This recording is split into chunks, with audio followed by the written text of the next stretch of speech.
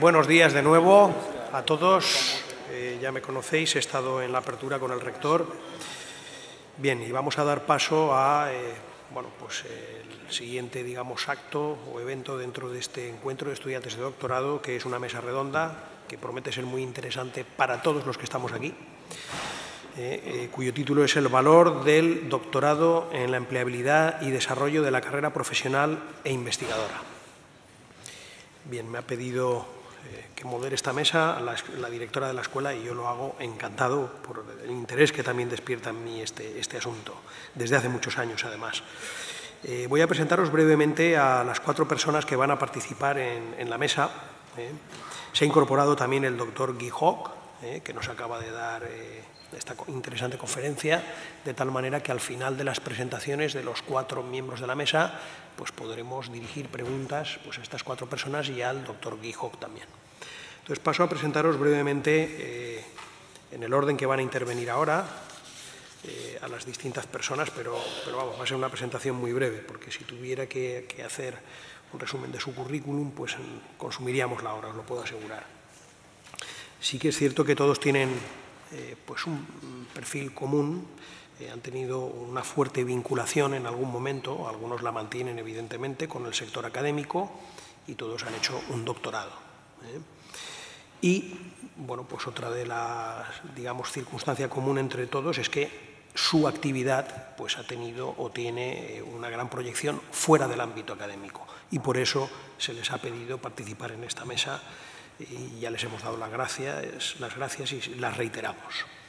Bien, el primero de los intervinientes va a ser el doctor Francisco Pérez, que es catedrático de la Universidad de Valencia y es doctor en Ciencias Económicas desde hace muchos años y además es el director de investigación del Instituto Valenciano de Investigaciones Económicas. Es una persona muy conocida en el ámbito universitario español, hay que decirlo, no solo el valenciano, por la multitud de estudios además que ha llevado también orientados a la puesta en valor de lo que significan las universidades, la investigación y la innovación dentro de nuestra sociedad y dentro de la economía.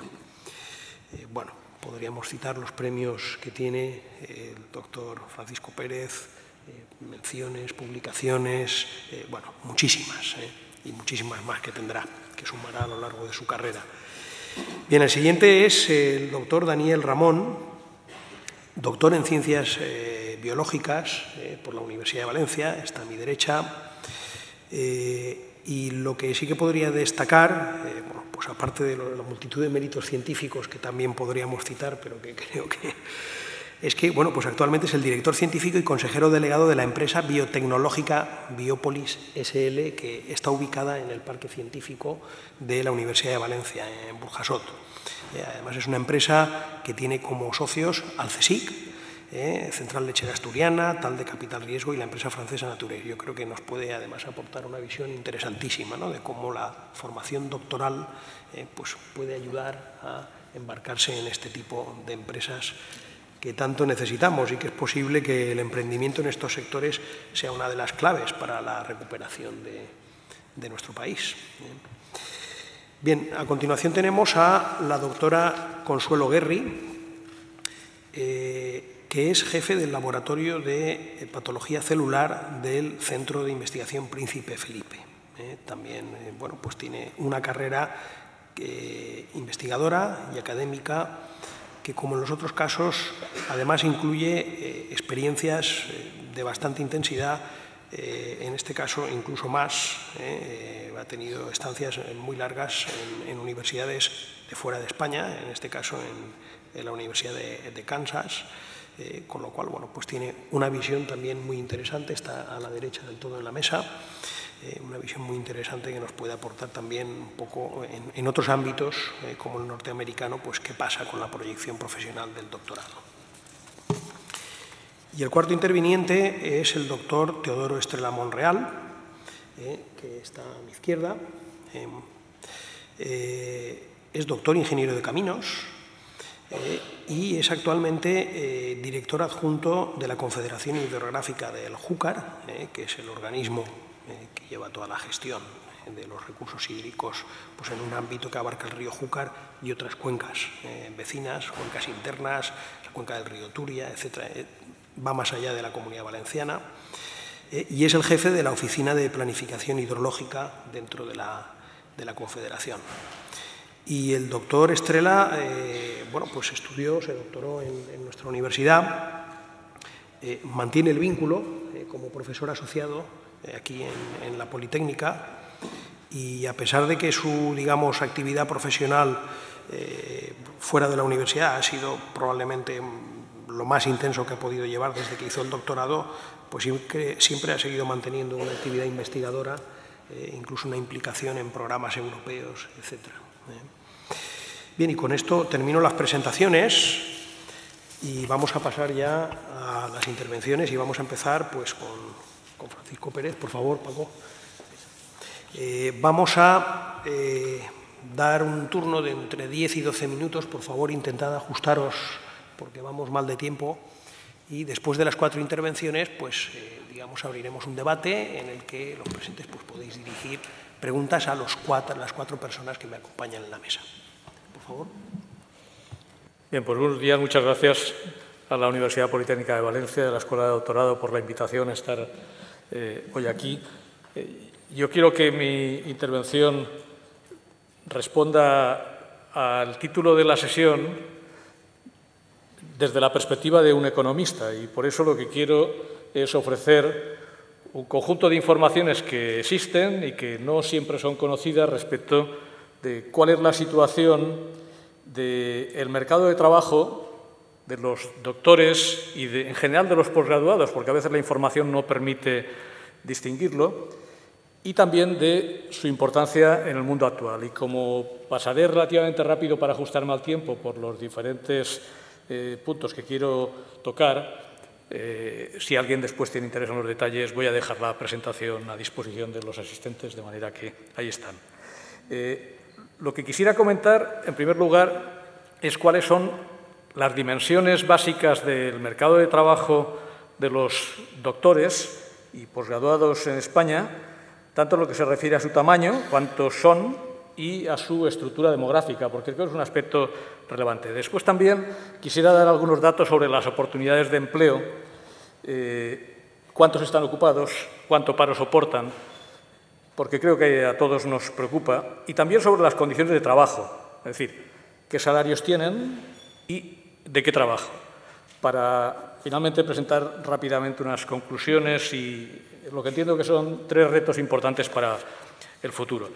Antes de entrar en estos temas, quiero hacer una afirmación de carácter general, porque me parece muy importante y al final volveré sobre ella.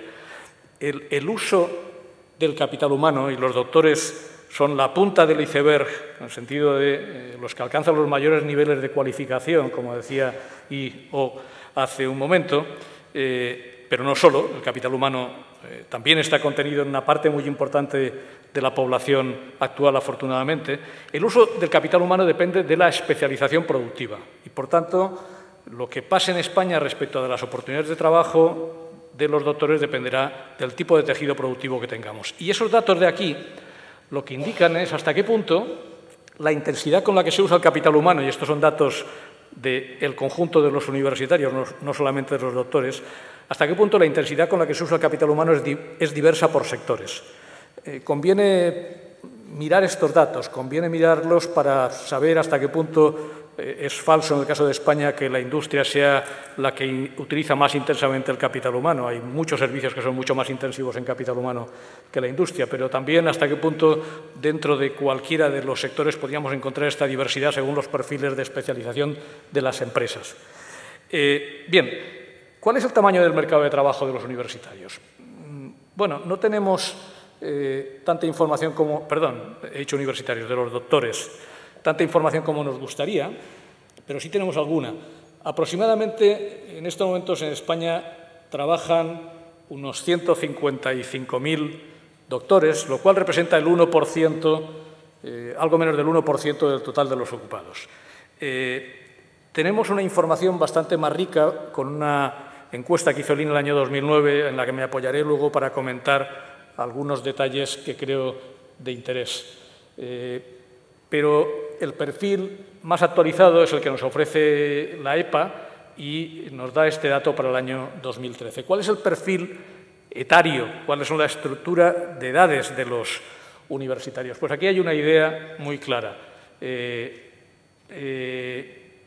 La estructura por edades de los posgraduados es similar a la del conjunto de los universitarios y se caracteriza por dos notas. Es joven y está muy feminizada. Más del 50% de los posgraduados en España tiene menos de 50 años y son mayoría las mujeres. Si observamos en lugar de la población total la ocupada, el mensaje es el mismo e incluso algo más acentuado por lo que voy a comentar a continuación. Desde una perspectiva internacional, el peso en la ocupación de los posgraduados en España es pequeño, como decía, pero es pequeño en todos los países, aunque no tanto. Estamos claramente por debajo de lo que sucede en países como Alemania.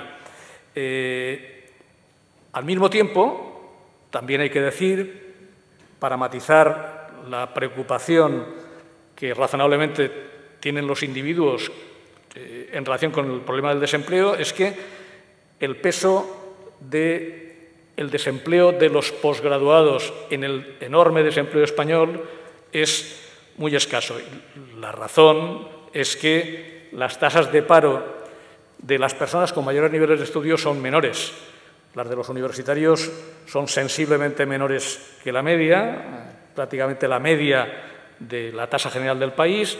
La de los posgraduados es menor que la de los universitarios, aunque, bueno, en realidad es de alrededor de el dato está aquí, el 3,3%, pero si miramos el caso de los menores de 35 años, asciende hasta el 8%. Por tanto, el problema se agrava en el caso de los más jóvenes. Y sobre los salarios. Los mensajes en este sentido son muy claros. Los niveles salariales aumentan con el nivel de estudios. El nivel salarial de los universitarios es sensiblemente superior al de las personas con estudios inferiores. El de los posgraduados tiene un diferencial en media respecto del de los universitarios de alrededor de 10.000 euros anuales. Seguro que en la sala habrá muchas personas que pensarán que esto no lo ven a su alrededor, pero para saber por qué son ciertos estos datos, que están obtenidos a partir de una encuesta muy amplia que se elabora periódicamente sobre la estructura salarial en España, hay que tener en cuenta este gráfico. Este gráfico lo que muestra es que los salarios cambian a lo largo de la vida y cambian más cuanto mayor es el nivel de estudio. Es decir, el perfil de la curva creciente de los salarios del conjunto de los licenciados y posgraduados es mucho más acentuada que el perfil de las personas que solamente tienen la ESO. Por tanto, esto lo que quiere decir es que el capital humano madura a lo largo del tiempo, cuando se combina con experiencia, con otros tipos de capital humano distinto del educativo, y en promedio las diferencias son importantes. De modo que, bueno, este es un mensaje positivo, pero que requiere tener una cierta tenacidad o, si se quiere, paciencia para esperar que fructifiquen las oportunidades. Haciendo uso de esa encuesta, esa rica encuesta del año 2009 sobre los doctores en el mercado laboral, unos cuantos datos. Yo creo que valen la mayoría de ellos, aunque sean de 2009, porque se trata de aspectos estructurales. Y luego veremos algunas cosas que, en cambio, sí que se han visto afectadas por la crisis, ¿no? Se confirma que la mayor parte de los doctores están trabajando. Es muy importante este dato. El 90% lo hacen por cuenta ajena, solo el 6% por cuenta propia. Y, en segundo lugar, esto tiene relación también con una de las cosas que decía Guy hace un momento, El 60% trabaja en investigación, pero hay un importante 37,5% que no trabaja en investigación, que trabaja en otras actividades que no son estrictamente investigadoras. Y este perfil, en qué se trabaja, depende también del campo de formación. Aquí tenemos hasta un detalle de 6 ramas del conocimiento, campos del conocimiento. Se puede observar cómo el porcentaje de los que trabajan en empresas es mayor en el caso de ingeniería o ciencias médicas y muy bajo en el caso de humanidades y ciencias sociales.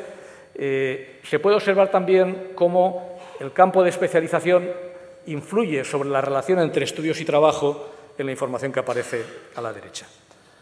Este dato sobre cuántos trabajan en empresas es relevante porque la comparación internacional nos dice que en España es un porcentaje menor que en el resto de los países y particularmente que en grandes países europeos como Francia o Alemania, donde el peso de las empresas en la ocupación de los universitarios es mucho mayor.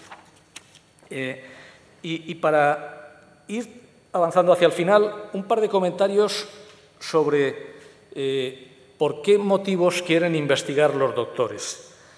En esta lista de respuestas a la encuesta se advierte que los principales motivos por los que quieren investigar los doctores tienen que ver con el tipo de trabajo, el tipo de actividad. Trabajo creativo e innovador, interés por la investigación y el conocimiento, contribución a la sociedad. Mucho más abajo aparecen cuestiones como la seguridad laboral, la remuneración, que no se espera alta, etc. Hay que tener en cuenta estos datos a la hora de interpretar también cuál es el nivel de satisfacción de los doctores con su trabajo principal.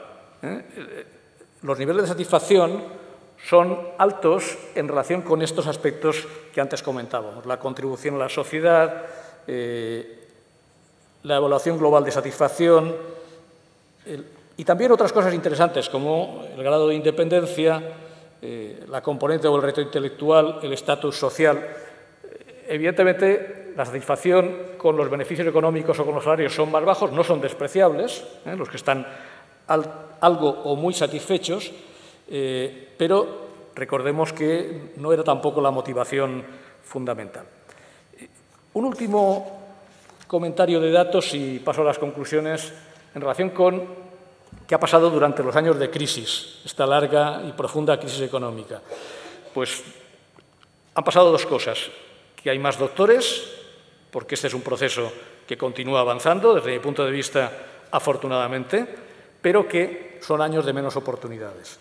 Son años de menos oportunidades porque, cosa que se observa en las estadísticas de I+D de España, en cómo se ha frenado el fuerte crecimiento que había de investigadores en general o del equivalente de investigadores a jornada completa, como consecuencia fundamentalmente de que los centros públicos de investigación han cerrado las puertas de entrada, tanto en las universidades como en los que dependen de las administraciones públicas.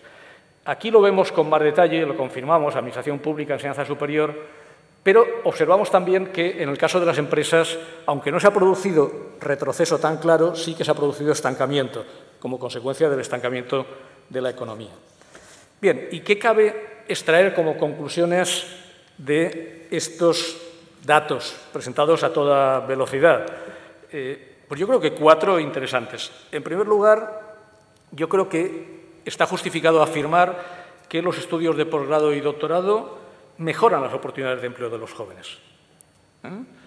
El número de personas posgraduadas ocupadas no se ha reducido durante la crisis, se ha seguido aumentando, lentamente, pero ha seguido aumentando. Hemos visto también que hay tasas de paro más bajas y que hay diferencias salariales que no se materializan de inmediato, pero que existen. Pero esto no elimina los graves problemas existentes en el mercado de trabajo que también les afectan.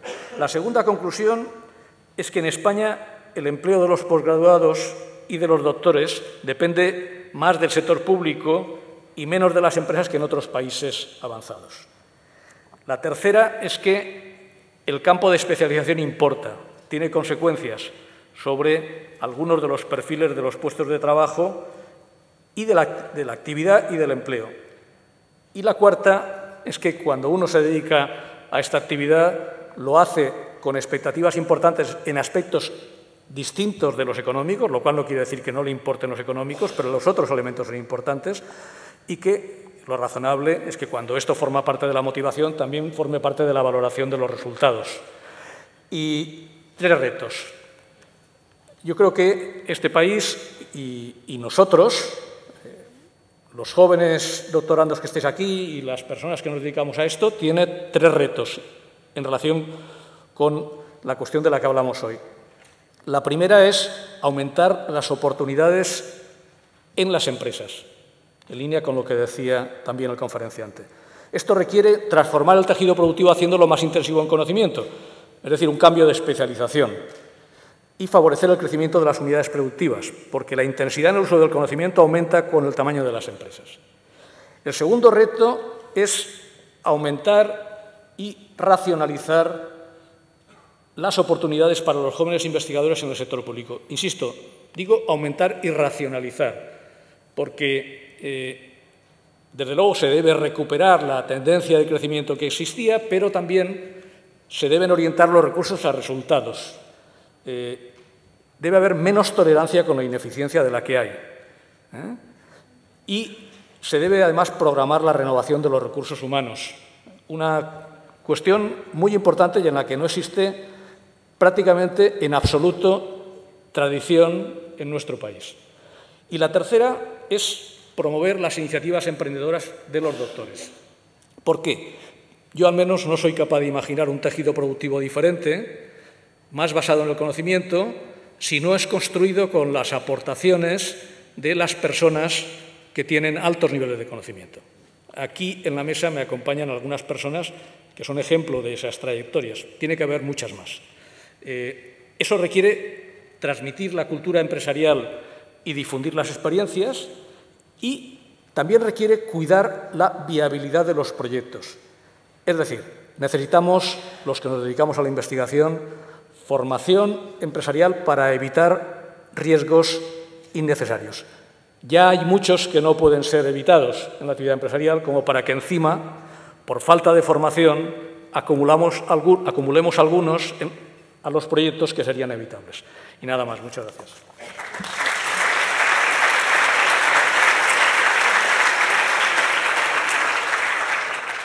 Muchas gracias por esta interesante presentación y pasamos al siguiente ponente, al doctor Daniel Ramón, por favor. Muchísimas gracias. Es un gusto estar aquí y le agradezco mucho a Amparo que haya contado conmigo.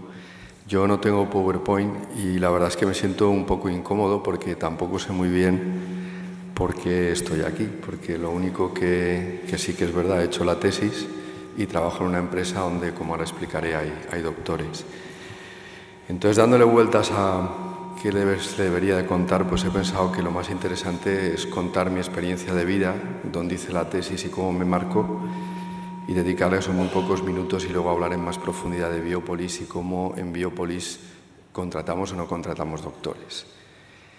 Yo hice la licenciatura de Biológicas en la Universidad de Valencia y comencé mi tesis doctoral con unas becas que habían hace muchos años que se llamaban de formación del personal universitario, en una estrategia muy definida que hubo en su día de biotecnología.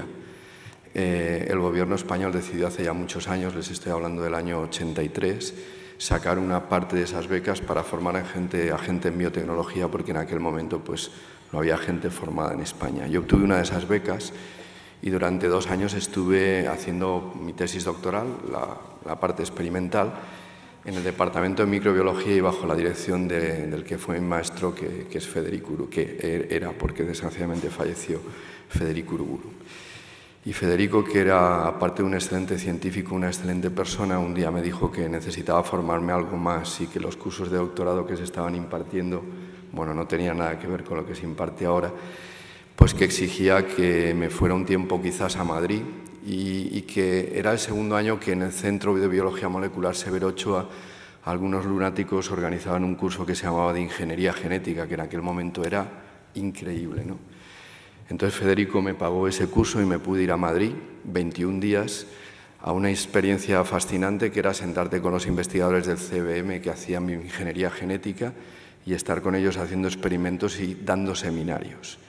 Y ellos se lo montaban de tal forma que habían visto los perfiles de los alumnos y organizaban el seminario en el que tú tenías que contar en qué estaba haciendo la tesis con el seminario de alguien que invitaban de fuera que estuviera trabajando en un tema similar. Yo estaba haciendo una locura que era intentar transformar genéticamente el hongo productor de penicilina, que se llama Penicillium chrysogenum, y ellos habían invitado ese día a Víctor Rubio, que era el director científico de una compañía farmacéutica española que se llamaba y se llama Antibióticos S.A. y que en aquel momento había hecho una apuesta brutal por la investigación. Conté lo que estaba haciendo, vi que Víctor, al que no conocía de nada, ponía una cara de espanto terrible. Pensé que lo que estaba contando le parecería pues, una porquería. Y cuando llegó el turno de preguntas, él no preguntó nada, pero a la salida me cogió y me dijo: ¿te quieres venir a trabajar antibióticos? Y al mes siguiente estaba trabajando en antibióticos con un pacto con Federico y con Víctor de seguir haciendo la tesis a medias. En realidad la media se convirtió en que cuando llegué a la empresa me dijeron: mira, es que lo que pasa es que estamos a punto de presentar una patente porque nosotros hemos desarrollado un método de transformación y tus resultados la pisan. Entonces ya los publicarás, porque ahora trabajas aquí y te vamos a cambiar radicalmente el tema de trabajo. Aprendí muchísimo, o sea, lo de hacer la tesis en una empresa, aprendí muchísimo de ciencia básica porque realmente el nivel era altísimo, pero aprendí muchísimo de la realidad de la vida. Recuerdo, y a lo mejor algunos de los presentes ya me habréis oído contar esta historia, que ese fue el primer día. El segundo día, el director de I+D Antibióticos me llamó a su despacho y me dijo: mira, como eres joven y vienes de provincias, te vamos a explicar de qué va esto. Si tenemos algo que no sirve para nada, lo publicaremos en una buena revista. Si no tenemos muy claro que sirva, pero la competencia está en ello, lo patentaremos para frenar innovación. Y si de verdad es bueno, lo mantendremos en secreto hasta el último minuto antes de publicar, antes de patentar. Esto en mi época no se explicaba en los cursos de doctorado, no sé ahora, pero desde luego si no pasas por un ambiente empresarial no lo captas. Luego Antibióticos tuvo un proceso extraño ligado a un personaje de opereta que se llamaba Mario Conde. Y nada más este señor vendió la compañía, yo ya tuve claro que era tiempo para volverme a mi casa, volverme a Valencia, pero ya con la tesis en la mano. Volví, tuve suerte, conseguí un puesto de trabajo en la administración, en el Consejo Superior de Investigaciones Científicas, y me fui a hacer el postdoc porque me parecía que necesitaba pasar por fuera. Y decidí irme a Holanda porque en Holanda se daba lo que yo buscaba, sobre todo en la Universidad de Agricultura de Wageningen y el grupo que fui a buscar. Y era un grupo donde se hacía muy buena ciencia, pero en colaboración con empresas. Ellos trabajaban en enzimas para alimentación, tenían contratos con Novo Nordisk, al centro estaba ya Visser, y me admitió y me fui allí. Y estuve un año donde aprendí lo que no está escrito en los libros, porque no hay gente más práctica en el mundo que los holandeses, os lo puedo asegurar. Y me di cuenta de que el modelo holandés me gustaba mucho porque convivía lo público con lo privado. Luego ya volví y por no hacerlo aburrido, pues en un momento determinado surgió la posibilidad de crear una spin-off, pero no de la misma forma que se estaban generando a partir de una patente o de un resultado. El planteamiento fue otro, y el planteamiento fue: no llegamos bien al sector empresarial. Hacemos muy buena ciencia. Esto fue una reflexión que tuve que hacer cuando fui coordinador del área de alimentos del CSIC, y a mí no me cuadraban los datos de productividad científica del área con los pocos datos de transferencia. Al analizarlo, pues me di cuenta de que había un problema de escalado y otro problema muy claro, y es que no se daba esa interacción directa como, por ejemplo, se daba en Holanda. Entonces decidimos crear Biopolis un poco como una aventura hace 11 años, a ver qué pasaba. Y empezamos con 3 personas, un licenciado, 2 FPs y yo mismo, que dejé mi grupo de investigación para ponerme a tiempo completo en la dirección de la compañía. Y la realidad actual de Biopolis es que en el camino yo he pedido la excedencia, hace 5 años que ya no soy funcionario público, y que en estos momentos en Biopolis trabajamos 43 personas. 18 son doctores, 15 son licenciados y 10 son técnicos de formación profesional. Y ahora lo que a vosotros os importa. Cuando nosotros queremos contratar a alguien nuevo, ¿cómo lo hacemos? Pues primero definiendo muy bien el perfil que queremos llenar y no cometiendo el error de querer llenar ese perfil con gente sobrecualificada. No os voy a mentir si os digo que no hay día que a Biopolis no llegue un currículum vitae de un licenciado, de un FP o de un doctor, y de unos doctores con una experiencia brutal, pero si yo voy a sacar un sitio de trabajo para un auxiliar de laboratorio, no puedo cometer el error de llenarlo con un doctor, porque estaría poniéndolo en un sitio que no es el adecuado. Dicho esto, deciros que evidentemente a nosotros, y ya lo veis, somos 18 de 43 doctores, nos importa tener gente muy bien formada, pero siempre que yo miro el currículum de un doctor, me importa muy poco qué cursos de doctorado haya hecho, lo que más me importa es saber quién ha dirigido la tesis. Porque al final, la frase esta de dime con quién andas y te diré quién eres, en ciencia es muy real. Entonces todos sabemos que quien te dirige la tesis te marca muchísimo en lo positivo y en lo negativo. Entonces para mí es muy importante conocer con quién ha hecho la tesis. Y a partir de ahí, por supuesto, los procesos de selección en Biopolis son largos, llevan 3 pasos. En los primeros suelen actuar los que van a ser responsables de esa persona, luego ya entramos los directivos de la compañía, pero siempre que yo entro lo primero que me preocupo es porque me cuenten dónde han hecho la tesis, con quién y cómo me resumirían su tesis y qué han aprendido, porque yo creo que la tesis es el periodo de tu época profesional que más te marca. Te marca para lo bueno y para lo malo. Al menos a mí me pasó eso y mi experiencia de vida es que con la gente que interacciono casi siempre ha sido así. Por eso le prestamos especial atención a saber con quién, cómo y dónde. Deciros que también cuando se entra en Biopolis con el grado de doctor eso no quiere decir nada, ni en el salario ni en el puesto de responsabilidad. Y de hecho en la estructura de nuestra compañía tenemos jefes de departamento, en concreto tenemos 3 jefes de departamento, de los cuales 2 son doctores y 1 no es doctor. Y por debajo de ellos tienen jefes de laboratorio que son doctores, porque los galones en la empresa te los ganas de otra forma, no por lo que ponga en un papel que eres, sino por la capacidad de trabajo, de liderazgo y de buena relación que demuestres. Y también deciros que nos importa mucho en una empresa como la nuestra que vende ideas, que vende conocimiento, tener a la gente que genera las mejores ideas. Y en eso es muy importante haber pasado por la etapa de doctor. En realidad a mí me parece que en la etapa de doctor lo que uno tiene es que madurar y eso se ve rápidamente en la entrevista. En la entrevista detectas quién tiene un título de doctor y está maduro y por lo tanto está para entrar, de quién tiene un título de doctor y no está maduro y por lo tanto no está para entrar. Deciros también que por supuesto en la empresa tenemos una política de crecimiento profesional y esto implica que pues, algunos de nuestros doctores están haciendo cursos distintos. Por ejemplo, una de nuestras jefas de departamento está haciendo ahora uno de estos másters de administración de empresas porque venía de la ciencia y tenía que aprender el otro lenguaje. Yo comencé un MBA de estos y me lo dejé a mitad porque el tiempo no tenía tiempo para seguir. Pero también, por supuesto, dentro de la empresa tenemos licenciados que están haciendo la tesis. Cuesta un poco más, no cuesta los 4 años, cuesta 6, 7 años. Buscamos siempre temas que no sean de clientes, sino que sean temas de interna nuestra. Pero al final lo que a mí me importa como director de la compañía es que quien haya hecho la tesis en Biopolis haya crecido como persona y haya hecho un trabajo que defender. Y bueno, finalmente también deciros que yo tengo muy claro que esto está cambiando muy rápido y que tenemos que buscar nuevos métodos o nuevos modelos de interacción. Y en ese sentido yo he vuelto a girar la cabeza de nuevo hacia Holanda. En realidad he girado la cabeza hacia mirar algo que para mí me parece que es oportuno, aunque quizás sea simple y quizás Francisco no piense igual, pero lo que he hecho es mirar qué países del entorno tienen el mayor número de patentes transferidas y en uso por millón de habitantes.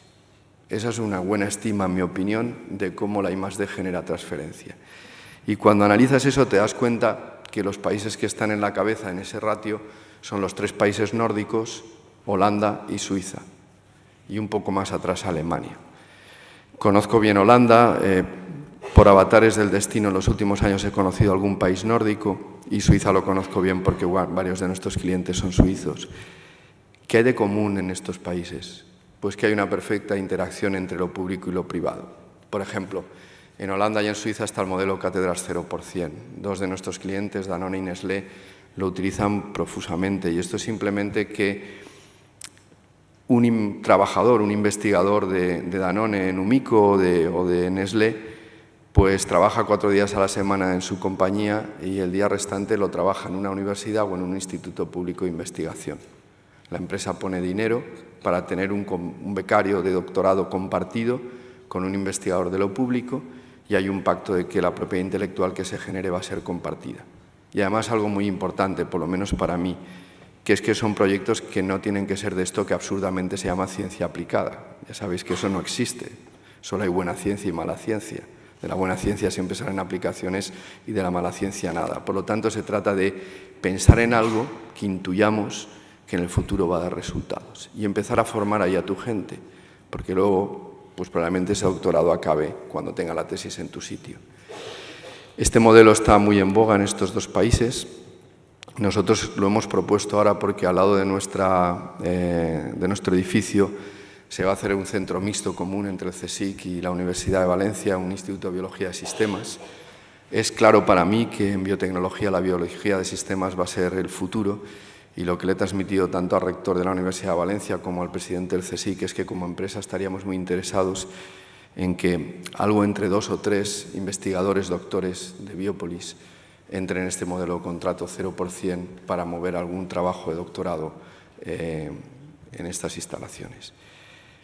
Y en esencia esto es lo que os quería contar. El mensaje final es trabajar duro, formaros bien y tener claro que estáis madurando y salir lo más maduros posibles, porque la tesis os va a marcar de por vida y es una llave que abre puertas que sin esa llave no se abren. Muchas gracias.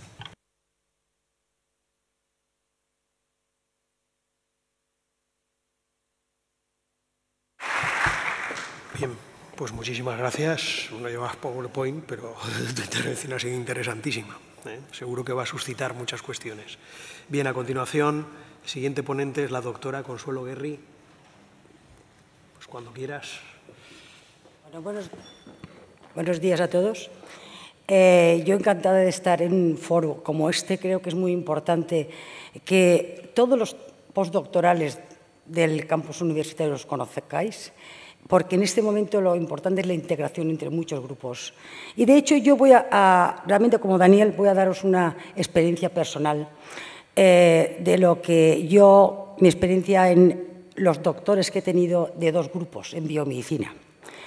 Realmente aquí en la Politécnica clásicamente biomedicina era una cosa más de la Universidad de Valencia, se integraban médicos, farmacéuticos, biólogos, pero realmente en la actualidad los equipos son multidisciplinares. Por ejemplo, yo tengo en este momento en el laboratorio, nunca he tenido toda la gente de biotecnología. Tengo proyectos de fin de carrera, gente haciendo la tesis, postdoctorales, tengo de todo, o sea, que son de Politécnico.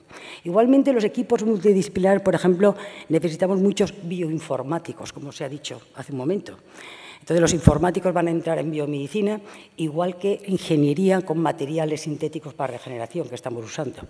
Los químicos han integrado con péptidos, con pequeños péptidos también para, por ejemplo, pues para cánceres, etcétera. Entonces, quiero decirte que en este momento, aunque os voy a dar biomedicina, desde hace 20 años que era una cosa clásica a lo que es ahora, voy a decir cómo ha evolucionado. Y un poco la experiencia particular o personal de qué han hecho, cómo se han empleado realmente los doctores, que hemos tenido 2 grupos.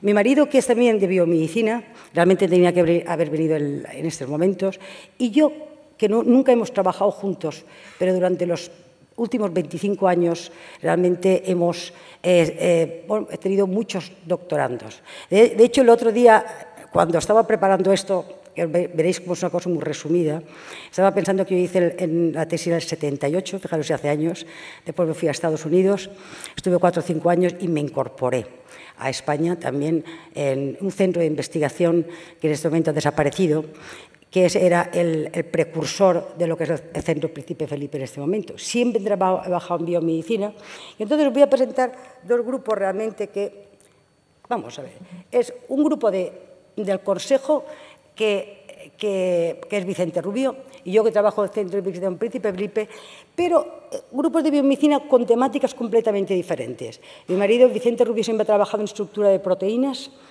y yo he trabajado en cosas de señalización, cultivos celulares, biología molecular, celular. En este momento estamos integrados con muchos departamentos, porque esto es, en este momento, no es una temática, sino es una cosa bastante multidisciplinar. Pero fijaros, voy a resumiros un poco lo que nos ha pasado en 35, por ejemplo, 35 postdoctorales. Ha habido algunos que no hemos sabido lo que han hecho, pero que, o sea, ¿cómo de válido ha sido el doctorado para estos 35 postdoctorales entre los de y los míos?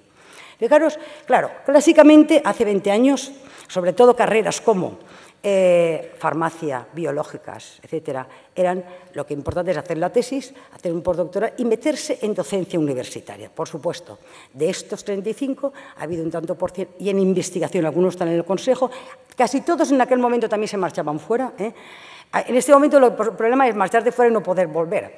En aquel momento todavía se podía marchar fuera e incorporarte a alguna plaza de la universidad o del consejo, y de estos ha habido 11 que han estado como docencia universitaria de investigación. Sistemas de salud han habido 3, médicos que han hecho la tesis, y ya veremos como que, por ejemplo, para hacer jefatura de servicio necesitaban la tesis, aunque los médicos, como antiguamente los arquitectos, los ingenieros, se empleaban inmediatamente, no necesitaban la tesis, pero algunos de ellos sí que hicieron la tesis y esto les ha servido, por ejemplo, ya veremos para qué les ha servido a cada uno la tesis, ¿no? Entonces, realmente, Administración General de Estado y técnicos tenemos 1, empresas, fijaros, aquí tenemos 5, y de hecho, casi todos han sido de mi laboratorio, curiosamente una persona de biomedicina que vino a España, está en Suecia en este momento, vino a España después de una estancia postdoctoral en Suecia, vino a España para incorporarse en empresas, tenía la tesis, y curiosamente, al cabo de unos contratos especiales que habían para empresas, el jefe le dijo que no, realmente los jefes ninguno tenía la tesis, y casi un poco ella daba más ideas de la rutina que estaban haciendo en el laboratorio, se ha tenido que volver a Suecia. Después hablaré de estos. Ventas, una de ellas, esta ha sido una pena, ha sido una postdoctoral mío que estuvo en Mount Sinai 5 años, en Italia 3 años, y a la vuelta por falta de empleo y en este momento, hace 3 años, pues está en venta. Yo creo que esta es una persona muy inteligente, yo creo que se incorporará en algún momento en la cosa de investigación. Investigaciones no fijos, quiero decir que son postdoctorales, ya veremos qué ha dicho cada uno. Investigadores que han hecho ya la postdoctoral, pero todavía no tienen un empleo fijo, cuando han pasado ya 5 años de postdoctorales. Postdoctorales tenemos 8 entre los 2 y varios 3. Entre ellos, pues, por ejemplo, yo me acuerdo que tuve una farmacéutica que su padre le dijo, vendo a la farmacia o te incorporas, pues cosas de estas que, bueno, les sirvió la tesis porque querían hacer carrera universitaria, pero por unas circunstancias no han seguido. Bueno, aquí tengo también 2 personas que realmente a mitad de tesis, después de haber hecho en aquel momento el DEA, casi con trabajos publicados, las contrataron 2 empresas, y es una pena que no presentaran la tesis, porque en aquel momento eran simplemente trabajos reunidos, Entonces, han sido realmente 2 personas de mi laboratorio. Bueno, vamos a ver para qué les... Entonces, aquí contesto a preguntas. Por ejemplo, con la pregunta primera, que es el valor del doctorado y la empleabilidad, desarrollo, ¿qué han hecho? ¿Qué preguntas nos contestan? Porque el doctorado es requisito indispensable ¿para qué? Y aquí pongo ya los porcentajes. Por ejemplo, en 14, 10 profesores de investigación indispensable para todos estos puestos, sistemas sanitarios también para jefes de servicio. Por ejemplo, han podido irse fuera. Si no tienes un doctorado, no puedes solicitar después, por ejemplo, pues becas como Juan de la Cierva, Sara Borrain. Hay montones de contratos postdoctorales, bueno, montones, ahora lo han reducido con las crisis y tenemos cada vez menos, ¿vale? Pero, bueno, no puedes solicitar realmente pues, algún contrato postdoctoral, incluso fuera de España, que ahora después haré unos comentarios, el cambio que ha habido de hace 20 años con respecto a los últimos 5 años con la Comunidad Europea y con las becas y con los proyectos europeos, lo cual tienes posibilidad de movilidad, ¿vale? Después haré algún comentario de esto, por lo menos en mi experiencia particular. Porque no se puede ser postdoctoral sin tener una tesis. Por ejemplo, no puedes pedir becas postdoctorales. Por ejemplo, en Europa en este momento hay muchos proyectos que solicitan becarios y te lo hacen en entrevista. Ayer hice 2 cartas para 2 gente de mi laboratorio que se van a 2 proyectos europeos. Europa ahora es más como si fuera en España. Esto hace 15 años no lo teníamos, ¿vale? 8 postdoctorales, 5 estantes en el extranjero en este momento, 3 en España. Porque da puntos. Cuando ya tienes, esto es obligatorio tener la tesis, da puntos. Si tú te presentas a docencia o a administración, por ejemplo, aquí tenemos una docencia, 2 investigadores contratados, una SEBA, te da puntos. En alguna cosa, cuando has ido al sistema de salud, has ido a competir, bueno, te ha servido porque te da puntos. Aunque sea, estos son esenciales. Ahora después haré un resumen. ¿Y por qué? Bueno, el acebo técnico-científico, una cosa importante en el doctorado, que después también daré el comentario, es verdad que todo el mundo no madura, como ha dicho Daniel, pero la tesis tienes que hacer un proyecto innovador, tiene que ser nuevo, tiene que ser innovador. Aprendes a lo que es un proyecto innovador, a saber lo que es un proyecto de investigación, a ver lo que hay en el tema en diferentes países, porque en este momento no nos reunimos en España, es internacional, a acostumbrarte a pensar, a buscar bibliografía. Todo eso es un background que te da, que te predispone a cualquier trabajo. O sea, aparte del título que puedas tener, realmente hay veces que, por ejemplo, una persona portuguesa no ha presentado la tesis, pero a lo mejor es madura, como decía Daniel, y tiene ese background que es importantísimo para cualquier trabajo. Sobre todo la cosa de innovación, de excelencia. ¿Sabes lo que es una excelencia? ¿Sabes con quién estás compitiendo? ¿Sabes a lo que te afrentas, vas a enfrentar en tu vida profesional? Es una pequeña iniciación para tu vida profesional, ¿vale? Y después, bueno, por eso he puesto, porque además el acervo científico y el caché. En 6 empresas, 2 no terminaron la tesis, pero eran muy buenos técnicamente y los contrataron. Bueno, esto llegó, ya me es la última diapositiva, ¿eh? O sea, yo 4 muy cortitas. En resumen, de 35 agresados, en 32 la tesis les ha sido válida, centralmente en 27 y marginalmente en 5. Y aquí he puesto una nota que el doctorado adquiere formación, experiencia e innovación. ¿Qué es lo que yo quiero transmitir? Una cosa importante, a veces, bueno, es importante tener el título, pero haber hecho un trabajo de investigación durante 3 años, meterte realmente, sabes si te va a gustar, tienes que innovar, tienes que ser excelente y sabes un poco dónde estás. Entonces, yo también, en mi experiencia científica, lo que voy a decir es cómo ha cambiado de hace 20 años ahora. Los de 20 años era esto, sobre todo la parte primera, el tipo de personas que tengo en el laboratorio. Entonces, eran biólogos, eran farmacéuticos, eran médicos. En este momento se han incorporado muchísima gente a biotecnología. Ya os digo que en este momento creo que tengo una bióloga y una químico y tengo 5 personas de biotecnología. Porque, bueno, pues además muy bien preparados, muy bien, y con mucha ansia y mucha ganas de investigar. Otra cosa que lo han dicho antes. En general he tenido muchas mujeres. En este momento tengo chicos también. ¿Y por qué? Porque, bueno, realmente no lo sé por qué. Si es que a lo mejor las cosas más técnicas eran para hombres y estas cosas se dedicaban las mujeres, pero realmente cuando iban a competir a una beca, los mejores expedientes eran chicas. Y he tenido mucha mujer en el laboratorio. Esto me ha hecho también que muchas postdoctorales, por haber casado y haber tenido niños, no se han ido fuera. Algunas sí, pero otras no. Tenemos nuestras más y nuestros menos. Y después, otro comentario también es la innovación de los últimos años. El poder pedir proyectos de la Comunidad Europea, incluso durante el periodo postdoctoral, te permite ver otros laboratorios, hacer visitas postdoctorales, terminar la tesis. Es importante irse a otro país, es importante ver otro laboratorio, pero es importante haber tenido un background de cómo trabajar. Y eso te lo da la tesis, ¿eh? Entonces, bueno, yo creo que estos son mis últimos resúmenes y esto es mi impresión particular y creo que he puesto ya nada más. Pues gracias por su atención, ¿eh? Gracias. Con vosotros. Como decía el vicerrector, estoy en un puesto donde no hace falta ser doctor, pero la verdad es que yo agradezco haber hecho los estudios de doctorado porque, la verdad, a lo largo de mi carrera profesional pues me ha permitido, me ha dado unas posibilidades que seguramente sin haberlos hecho no las hubiera tenido.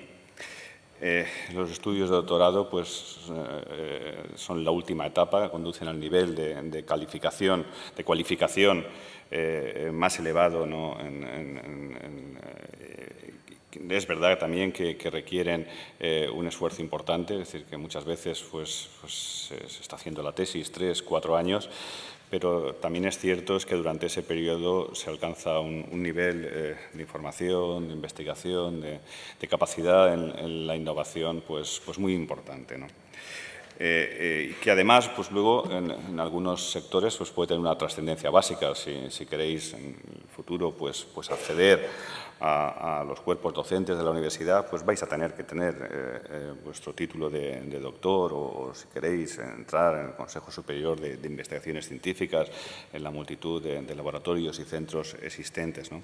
Pero también en otros sectores pues tiene su valor, incluso en la administración, en la empresa privada, en otros centros de investigación y experimentación, donde no sea un requisito esencial, ¿no? para entrar en esos centros, pues os va a dar ciertos méritos para el acceso, va a facilitaros la promoción en algunos casos y luego pues participar en la dirección de equipos. Yo, como os estaba contando, me voy a centrar en el campo que he trabajado, que es en el tema del agua. Yo empecé trabajando en el CEDES. El CEDES es un centro de estudio y experimentación del entonces Ministerio de Obras Públicas, Ministerio de Fomento, y que también trabaja para el Ministerio de Agricultura, Alimentación y Medio Ambiente, ¿no? Prácticamente toca todas las ramas de ingeniería, y allí pues hace investigación y experimentación en temas relacionados con el agua. Se da asistencia al sector público y al sector privado, con una asistencia prioritaria a los departamentos ministeriales, ¿no? Son los estudios de alto nivel que se necesitan en los ministerios, la elaboración de normas técnicas. Bueno, pues aquí el doctorado a mí me facilitó el poder participar en proyectos de investigación en los distintos programas marco, el trabajar con otras instituciones, organismos, universidades europeas, ¿no? Y el poder integrar en esos proyectos a gente del propio Centro de Estudios Geográficos. A pesar de no ser un requisito esencial para formar parte del centro, de funcionarios del centro, pues un porcentaje muy alto de la gente que allí está pues es doctor. Algunos obtuvieron el título previamente y otros luego dentro en su trabajo en el propio Centro de Estudios Hidrográficos. Se han hecho tesis doctorales muy interesantes, muchas en colaboración con esta universidad, con la Universidad Politécnica de Valencia, desarrollos para evaluación de modelos de recursos hídricos, que por ejemplo son los que utiliza el Ministerio en toda la planificación hidrológica para saber el agua que tenemos en todos nuestros ríos y nuestros acuíferos. Esos han salido de 3 doctorales desarrolladas en esta universidad y en colaboración, en concreto, con el Centro de Estudios Hidrográficos. Ahora, por ejemplo, en la Confederación Hidrográfica del Júcar, lugar donde trabajo en este momento, pues se está trabajando de una manera muy intensa en el lago de la Albufera, ¿no? Que todos conocéis muy bien, ¿no? En mejorar la calidad de las aguas de ese lado, en aportar los recursos suficientes para mejorar su estado. Bueno, pues aquí se han desarrollado multitud de tesis, ¿no? Y yo lo pongo un poco como un ejemplo de colaboración entre instituciones, ¿no? Recientemente la Unión Europea pues, nos ha financiado un proyecto LIFE que lidera esta Universidad Politécnica y donde participan como cofinanciadores tanto la Confederación Hidrográfica del Júcar, parte del Ministerio, como una sociedad estatal del Ministerio, que es Aquamed, donde también está la Universidad de Valencia y donde están participando también organizaciones ambientales, ¿no? Bueno, pues todo eso, de alguna manera, redunda en la idea de la importancia de la coordinación y trabajo conjunto entre administraciones, empresas consultoras, centros de estudios e investigación, universidades. Es decir, cada vez es mayor, ¿no? Ese trabajo conjunto, ¿no? Y ahí, si queréis, muchas veces liderar esos proyectos, participar en esos proyectos, pues el tener el título de doctor va a ser importante. Yo recuerdo cuando estaba en el CEDES que pude desarrollar proyectos de investigación como investigador principal por ser doctor. Si no, pues no hubiera podido, ¿no? Bueno, pues es algo que nos abre puertas, ¿no? Y aunque en el sitio en el que estemos no sea un requisito para poder formar parte de las plantillas, pues nos hable ciertas posibilidades. En el caso de la Unión Europea, la financiación pues cada vez está siendo más mixta, es decir, tanto hay financiación pública como financiación privada. Se está yendo más del trabajo en la investigación hacia la innovación. Por ejemplo, el programa europeo de investigación Horizonte 2020 pues se está decantando más hacia las cuestiones de innovación, pero por ejemplo está el Water JPI, la iniciativa de programación conjunta, también actuaciones que financian la investigación en el campo del agua, pues quizá esté más decantada hacia la investigación, y también la industria con el Consorcio Europeo sobre Innovación sobre el Agua está incentivando, ¿no? La investigación y la innovación. Me refería al programa marco europeo para la investigación e innovación, el Horizonte 2020. Si lo comparamos con el 7º programa marco, que fue el último programa de investigación y desarrollo, ya que es más ambicioso, que está más próximo a la innovación y que se apoya en 3 pilares. Importante. la excelencia científica, y ahí evidentemente el haber hecho los estudios de doctorado pues, va a contribuir a ello, seguro, el liderazgo industrial y luego dar respuesta a los retos que tiene la sociedad. Yo creo que a lo largo de la mañana se ha venido hablando mucho de todas estas cuestiones, de la importancia, ¿no?, de esa mayor imbricación con la sociedad.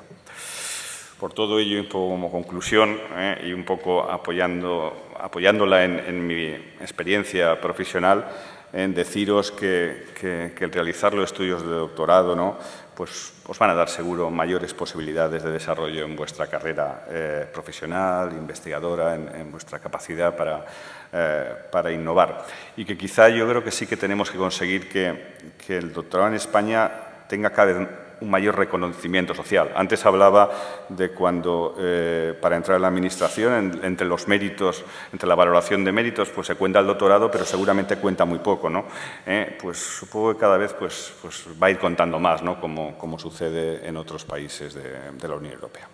Y bueno, esto es lo que os quería contar de lo que ha sido mi experiencia profesional y volver a decidir que os recomiendo que os esforcéis en esta etapa, ¿no?, y que luego seguro que vais a darlo por bueno, ¿no?, los esfuerzos que habéis hecho. Muchas gracias a todos.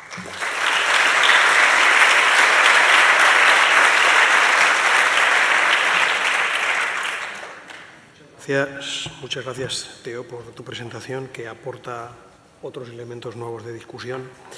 Y bueno, vamos a entrar ahora en el turno de preguntas, comentarios, debate. Entonces, no sé quién quiere abrir, quién tenemos en la sala que quiera plantear alguna cuestión a las 5 personas que tenemos aquí, o alguno en particular.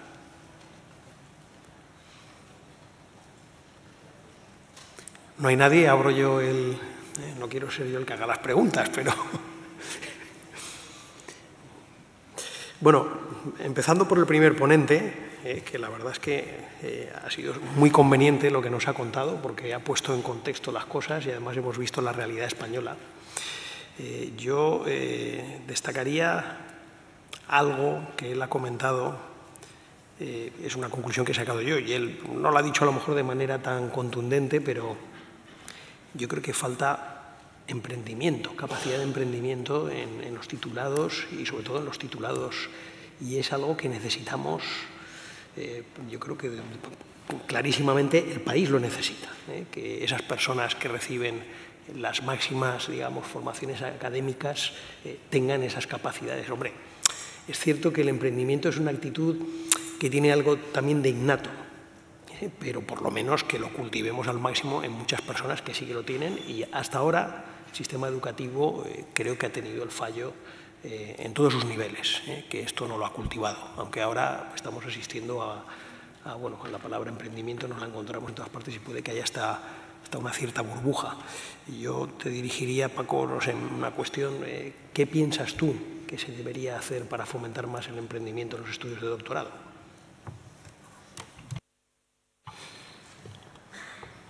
Bueno, yo creo que lo primero que habría que hacer es lanzar este mensaje que hoy estamos dando aquí, que esa debe ser una opción contemplada. Yo creo que lo ha dicho el conferenciante cuando ha hablado de la necesidad de esta orientación creciente a nivel internacional, de contemplar la actividad empresarial de los doctores como algo normal, incluso una preparación orientada en esa dirección, lo ha dicho Daniel Ramón, lo he comentado yo. Esto debe ser contemplado como una alternativa. La segunda cuestión es que, aparte de tener vocación, una inclinación de partida, yo creo que esto se puede preparar. Y por eso yo advertía de la importancia de tener en cuenta que, a lo mejor, para tener esas oportunidades con las que uno sueña cuando está haciendo la tesis doctoral, además de encontrar la oferta fantástica, o incluso después de encontrar la oferta fantástica, uno se puede plantear tener su propio proyecto, y para eso hay que también estar preparado. A mí hay una cosa que me preocupa mucho en este país, ¿no?, que es estos mensajes muy poco matizados a que una de las formas de resolver el problema del desempleo enorme que tenemos es que uno se convierta en su propio empleador, ¿no? Yo creo que esto, cuando uno además mira, yo tengo por oficio, ¿no?, la costumbre de mirar siempre los datos, entonces cuando uno mira los datos de los perfiles formativos de los autónomos de este país, se le cae el mundo a los pies, porque las probabilidades de fracaso con esos perfiles formativos en estos momentos en muchos casos van a ser enormes, ¿no? Pero claro, no es el caso de los doctores, aunque sí podría serlo si no tuvieran esos complementos formativos para hacer menos probable el fracaso de un proyecto por falta de una preparación adecuada en aspectos que tienen que ver con la conducción de un equipo, con los aspectos económico-financieros de los proyectos, etc. Entonces, bueno, en resumen, a mí me parece muy importante que, en particular, la gente que estéis ahora definiendo vuestras carreras profesionales, penséis en estas cosas. Porque además, como decía al final de mi intervención, yo no soy capaz de imaginar un cambio de tejido productivo en la dirección que decimos que hace falta, que deseamos, si no es conducido por los más formados, ¿eh? Aunque, evidentemente, también he insistido mucho durante la mañana de hoy en que esto cada vez es una cuestión más de interdisciplinar, de equipos, etcétera, y, por tanto, en esos equipos pueden estar personas con diferentes perfiles, ¿no? Pero seguramente el elemento común a todos ellos tiene que ser que el nivel de conocimiento tiene que ser alto. Bueno, a ver, una pregunta por aquí. Creo que tenemos un micrófono por aquí.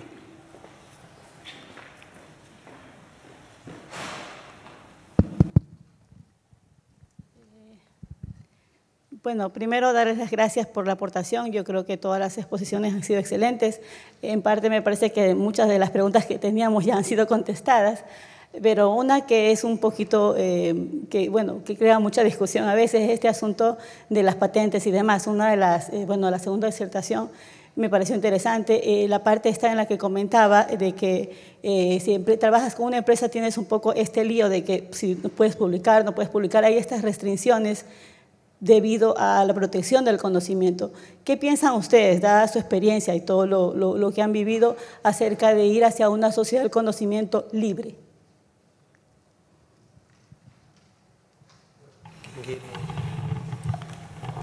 Vamos a ver, yo lo tengo muy claro. Cuando alguien entra en Biopirs, lo primero que le decimos es que nosotros estamos para atender al cliente y que nuestros clientes lo que quieren es un desarrollo por el coste que están pagando y en el tiempo que hemos pactado.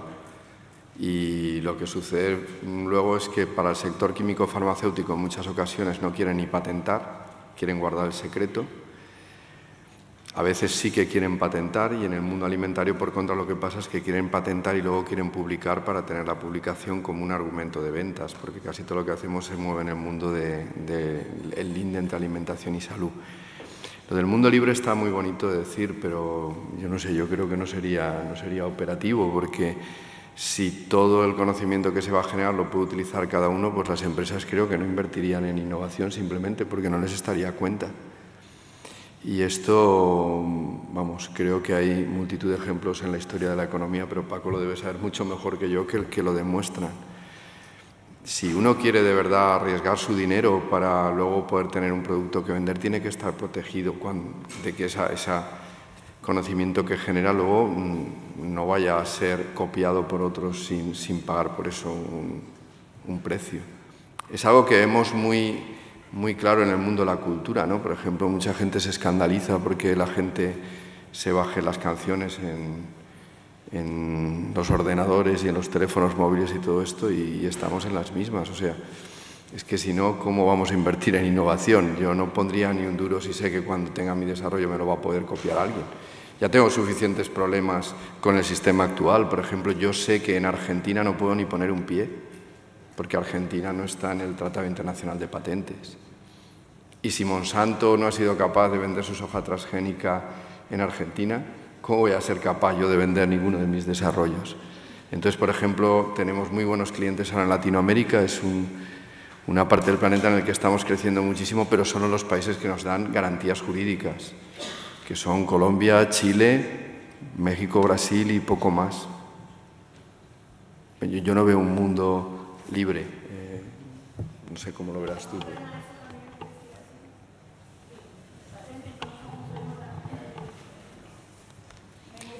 Porque podrían pasar muchos años hasta que se logre desarrollar algo más, porque por ejemplo si hablamos del mundo del software, en el caso del open source ya hay licencias y esto, no puede crearse un modelo parecido para otro tipo de áreas del conocimiento, porque hay muchas áreas. De pronto es un poco complicado en el área de biología y esto, pero hay muchas otras áreas y se crean estas licencias, pero también que permiten compartir conocimientos. O lo mismo con las publicaciones científicas. A veces justamente, bueno, ese es mi punto muy particular, mi punto de vista personal, es que a veces no se da esa transferencia, porque como que se queda solo en publicación justamente por estas restricciones que tiene el conocimiento. Bueno. No, pero vamos a ver, yo creo que debe de diferenciar usted entre grupos públicos que evidentemente están generando conocimiento y no creo que tengan ninguna barrera para publicar, y gente en empresa que está tratando de encontrar aplicaciones a ese conocimiento y que debe de protegerlas. Hasta donde yo sé, vamos, en la inmensa mayoría de países no hay ninguna barrera a que uno pueda publicar lo que quiera científicamente. Otra cosa son algunos países árabes o algunos países en Latinoamérica donde hay claras limitaciones, pero en el resto del planeta no, creo, no sé. Bueno, había creo que alguna otra pregunta pendiente. Muchas gracias. Mi nombre es Rubén Ruiz, trabajo en la Universidad de San Carlos de Guatemala. Y la pregunta va dirigida al doctor Hugh en relación a que actualmente en la Universidad de San Carlos de Guatemala se está tratando, en principio, de certificar las carreras y posteriormente de homologarlas con el programa Tuning.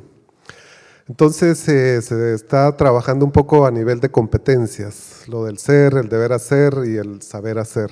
Quisiera que usted fuera tan amable, doctor Hugh, de ampliarnos un poco esto de cómo se deben de trabajar las competencias.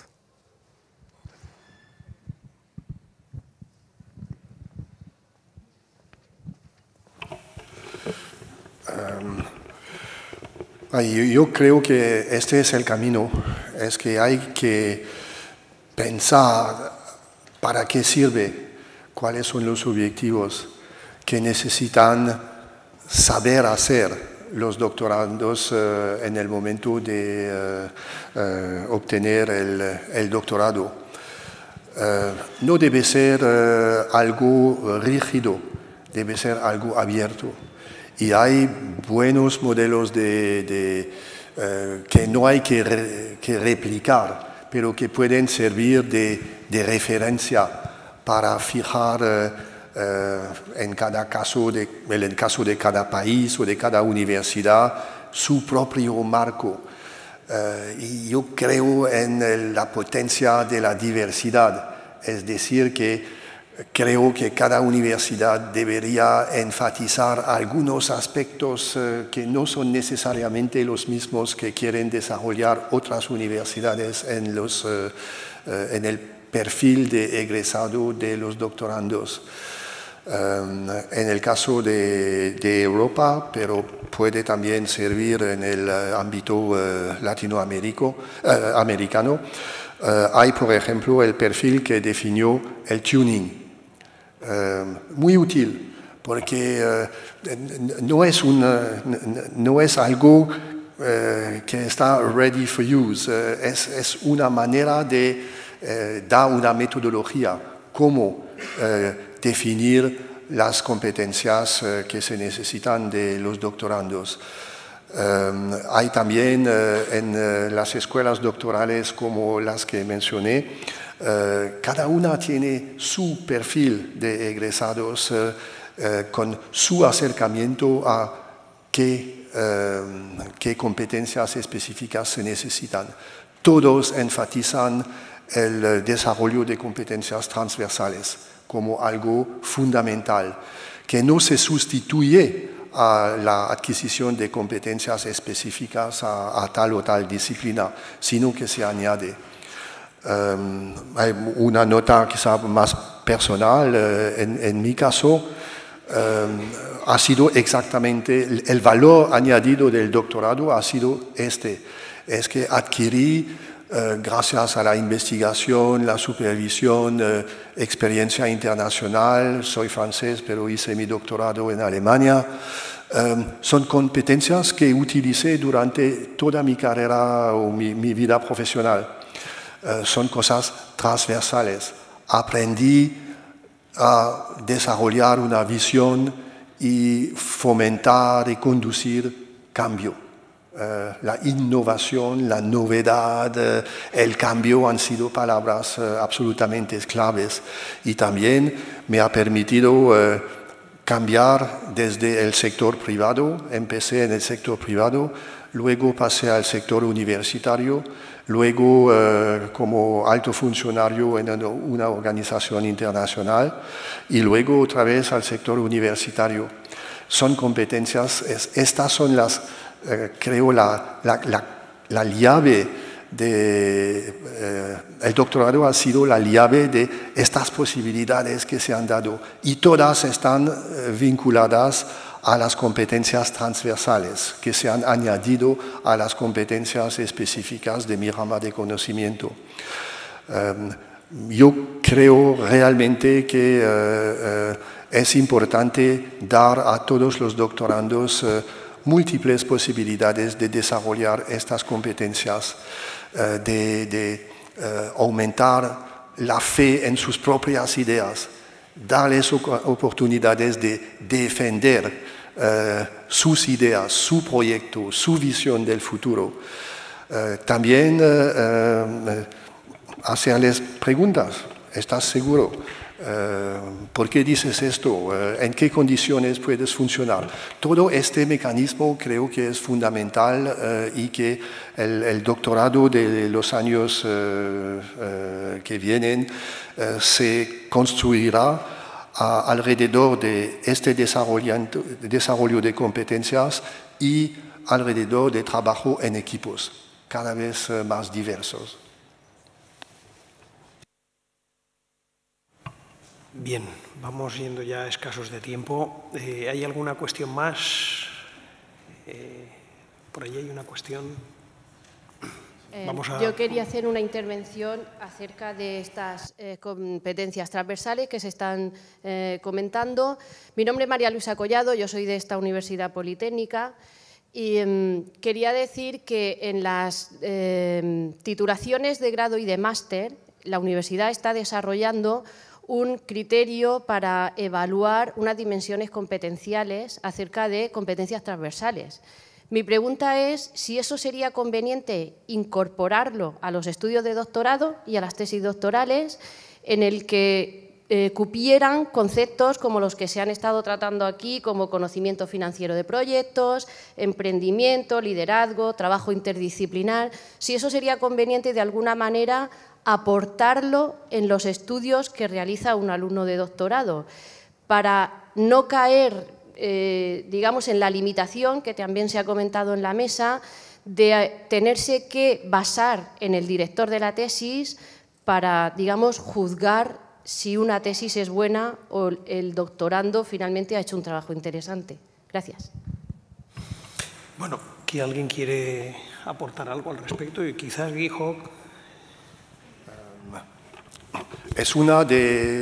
Lo que dice es una de las orientaciones claves de la Carta y del Código Europeo, que piden explícitamente que la evaluación de los doctores no se debería hacer exclusivamente o principalmente con base a su tesis, que hay muchísimos otros dominios donde hay que evaluar los doctorandos y los doctores. Y dan un listado de áreas que se deberían mirar a la vez que se miran las competencias técnicas desarrolladas en la tesis.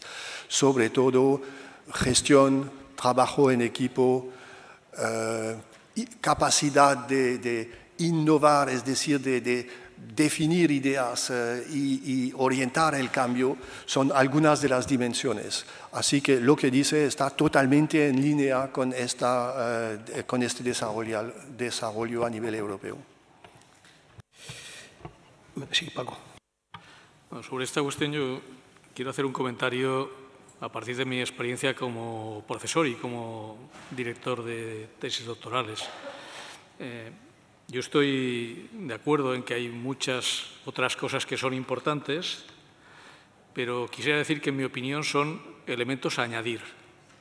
Es decir, teniendo muy claro que hay un elemento que sigue siendo sustantivo en la formación de un doctor y en la cualificación de un doctor, que es que haya una contribución genuina en el campo, que demuestre un conocimiento del mismo, que desplace en algún punto la frontera del conocimiento y que, por tanto, me parecería un error que a veces, por ejemplo, en la formación de grado es un riesgo que creo que existe, entender que la necesidad de prestar atención a las competencias transversales puede acabar diluyendo la importancia que tienen los contenidos. Pues muchas gracias. Vamos fatal de tiempo. ¿Me dejas añadir una cosita? Porque es que quería preguntar a Consuelo y a Teodoro algo, porque sus intervenciones han mencionado algo también muy interesante, uno más y otro menos, sobre pues las razones que impulsan a uno a hacer la tesis doctoral y luego también sobre el tema del reconocimiento que tiene haber hecho un doctorado fuera de la universidad. De hecho, debería tenerlo más y tenemos ejemplos como Teodoro, que es un caso, él no necesita ser doctor para el puesto que ocupa, pero sin duda que personas así estén en sus puestos son ejemplos de cómo, digamos, puede haber un mayor nivel tecnológico aplicado en problemas del día a día, de lo cual nos beneficiamos todos los ciudadanos. Entonces yo les quería preguntar su opinión acerca de la posibilidad de que para determinados sitios en la administración pública se llegará a exigir una formación doctoral. Si eso sería razonable, ¿les parece razonable o no? Estoy hablando fuera de organismos de investigación, donde evidentemente esto es algo necesario. Pero, ¿qué opináis? ¿Qué os parece? Bueno, para organismos de investigación y para docencia, por supuesto, que es normal que se requiera. Por ejemplo, en la administración pública, por ejemplo, para jefe de servicio, es normal que se haga porque y además es una cosa correcta, porque un médico puede ser médico, igual que un ingeniero puede ser ingeniero, pero si además tiene la tesis, ha habido una parte de investigación sobre un tema novedoso. O sea, sabe lo que es una tesis doctoral, que tiene que ser un tema novedoso, tiene que haber buscado, o sea, si está preparado y no se lo han hecho, vamos, si lo hace la persona y estás 3 años o 4 años trabajando en un tema, sabe lo que es innovación, sabe lo que es aportar cosas nuevas. Si lo es posible, si es verdad que es eso, tienes que publicarlo también, porque esto lo que es hacer una publicación. Todas estas cosas conlleva, es un aprendizaje.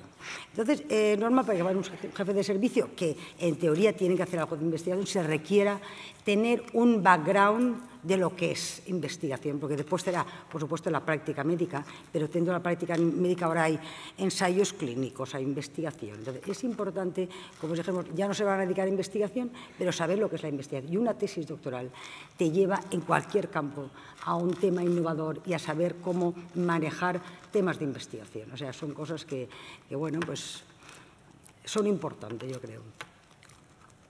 ¿Añadir, Teodoro?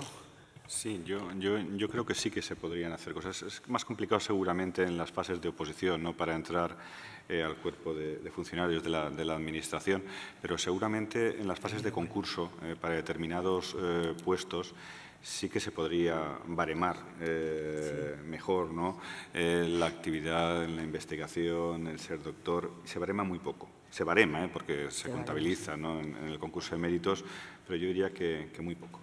Ya. De hecho, yo he puesto mi nombre en esto, que te dan puntos, pero no es esencial. Lo que pasa es que te dan puntos, pero es verdad que te dan muy pocos puntos. O sea, yo estoy de acuerdo que una tesis es una cosa de investigación y debería valorarse mejor. O sea, de lo que se valora, te dan puntos, pero pocos. O sea, que estoy de acuerdo con eso. Yo puedo decir que este tema, además, hace años lo he en el Alto Consejo Consultivo, el cual he tenido la suerte de participar durante algún tiempo, era un tema del que se hablaba por parte de los premios Jaume I. La poca importancia que se le da al doctorado en los concursos de acceso a la administración. Incluso debería haber, a veces, no lo sé, esto es más complicado, el que tenga que ser una exigencia, pero que se debería contar mucho más. Yo eso lo tengo claro y por eso se plantea la cuestión. Bueno, pues yo creo que tenemos que cerrar ya esta mesa redonda. Podríamos estar más tiempo porque han surgido más cosas de las que hemos hablado, pero bueno, pues reiterar las gracias a los participantes. Daniel ha tenido que irse corriendo porque tenía un problema de agenda que tenía que atender. Y bueno, pues espero que el resto de la jornada se desarrolle y que sea muy fructífera para todos vosotros. Gracias y os pido un aplauso final.